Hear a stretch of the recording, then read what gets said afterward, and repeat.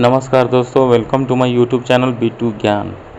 जिसका मुझे था इंतज़ार वो घड़ी आ गई आ गई आ गई। तो जैसा कि आप सभी लोग जानते हैं कि आज बीपीएससी के सेक्रेटरी साहब फतेह प्रसाद जी ने बीपीएससी के साइट पर जो नोटिफिकेशन डाला है, और उस नोटिफिकेशन को आप स्वतः ही देख सकते हैं।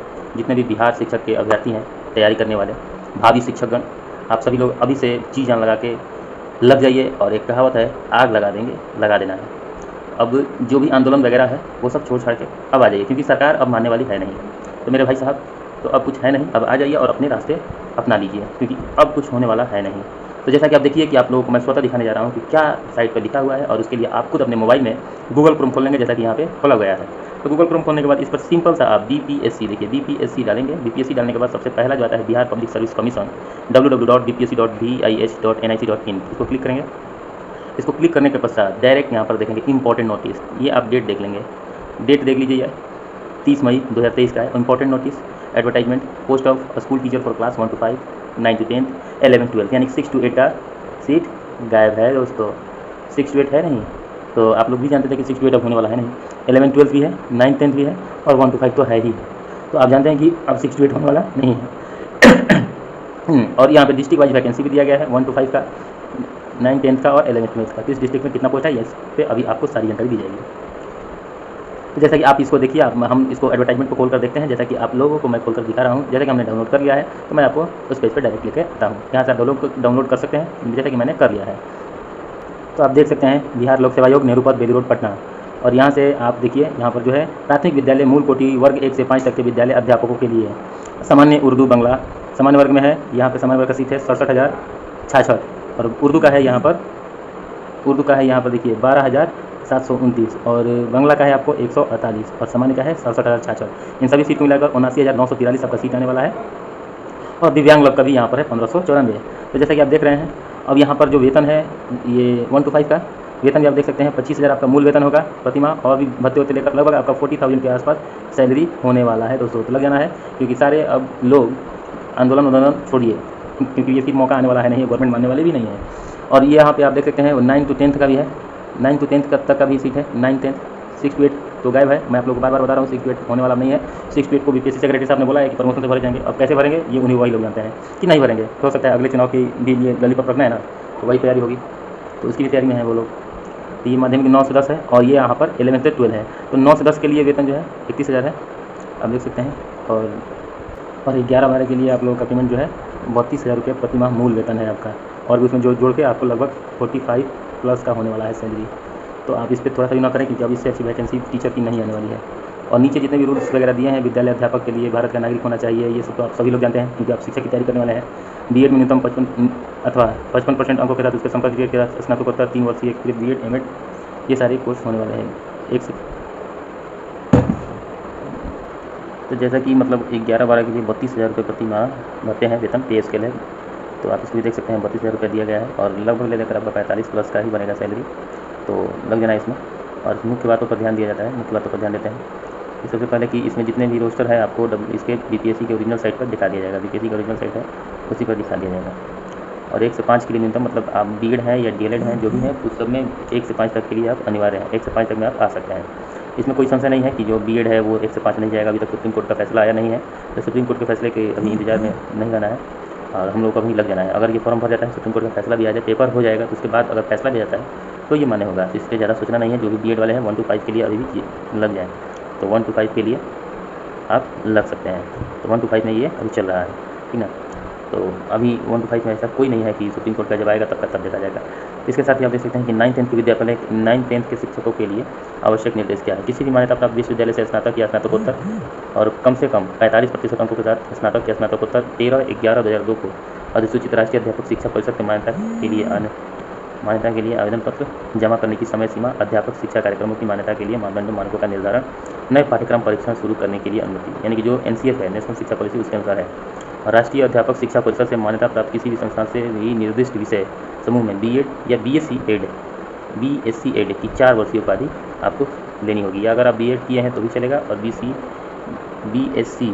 एड ये 4 साल का है, अगर ये किए हैं तो भी चलेगा। हम देख सकते हैं यहाँ पर स्पष्ट लिखा है, बीएड और बीएससी एड भी 4 वर्ष का दोनों चलेगा। तो 4 वर्ष का भी बीएड चल रहा है, उस पर वो भी इसमें अप्लाई है, और जो 2 वर्ष का है वो भी अप्लाई है। ज़्यादा सोचने की जरूरत नहीं है।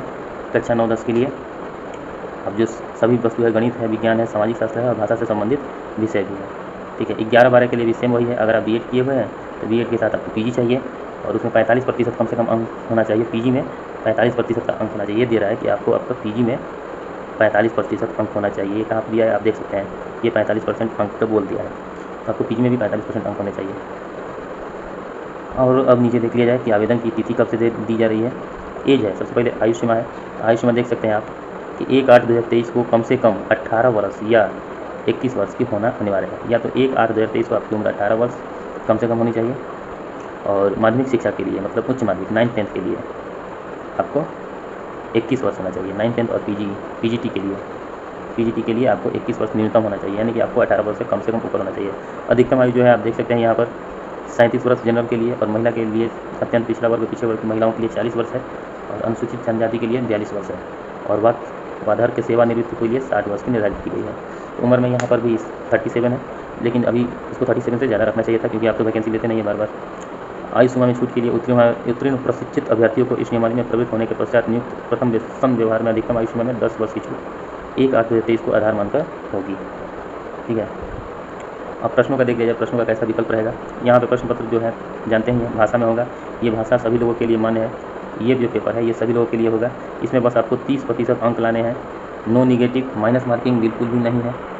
ओनली 30% पास आउट होना है। उसके बाद सामान्य अध्ययन, अब ये भाषा सब में है और सामान्य अध्ययन के लिए 1 to 5 के लिए आपको जागरूकता में इसमें लाना है। आपको 1 to 5 के लिए इसलिए SCRT पे आधारित होंगे। स्टेट बोर्ड का जो बोर्ड है उससे आधारित उम्मीदवार पढ़ें अपना। SCRT का बुक से ही क्वेश्चन सारे पूछे जाएंगे। प्राथमिक गणित, मानसिक क्षमता परीक्षण, सामान्य जागरूकता, सामान्य विज्ञान वगैरह सब SCRT मतलब बिहार बोर्ड की बुक से ही पूछे जाएंगे। और पेपर जो होगा सिर्फ 2 घंटे का होगा, यानी कि 120 मिनट का होगा। 2 घंटे का 120 मिनट का क्वेश्चन होगा, ये आप मान के चलिए। तो टाइमिंग कोई कम नहीं है। इस प्रश्न पत्र में 2 भाग होंगे, भाग 1 और भाग 2। उसी प्रकार आपका 9th-10th का भी है ये और ये 11th-12th का भी है। 11th-12th यानी कि PGT के लिए आपको है, तो PGT के लिए भी है। आपको 2 भाग होना होगा और उम्मीदवारों को इसमें एक सब्जेक्ट भी लेना है आपका। हिंदी, उर्दू, अंग्रेजी, संस्कृत, बांग्ला, मैथिली, मगही, अरबी, फारसी, भोजपुरी, पाली, ईसवी रहना है। इसमें से कोई एक सब्जेक्ट आपको लेना है विषय। और सभी विद्यालय के अध्यापकों के लिए ली जाने वाली लिखित परीक्षा वो MCQ होंगे। ये सबसे इंपॉर्टेंट है और जैसा कि आप लोग भी जानते हैं कि सारा चीज़ MCQ होगा। ये नहीं है कि लिखित में कोई परीक्षा नहीं ली जाएगी, बहुवैकल्पिक परीक्षा ही होगा, MCQ होगा। और इसमें सबसे बड़ा बात है कि जो BPSC बोर्ड के माध्यम से कहा जा रहा था कि मतलब इंटरव्यू नहीं लिया जा रहा है, तो इंटरव्यू इसमें नहीं होगा क्योंकि BPSC के अतुल प्रसाद बोले थे कि हम तो चाहते हैं इंटरव्यू लेने के लिए। तो ये लोग तो कुछ भी बोल सकते हैं, तो इंटरव्यू इसमें नहीं लिया जाएगा। ये आप स्पष्ट देख सकते हैं, लिख दिया गया इसमें। तो अब कोई संशय की सवाल ही नहीं है। अब देखते हैं परीक्षा का तिथि कब से भरा जाएगा।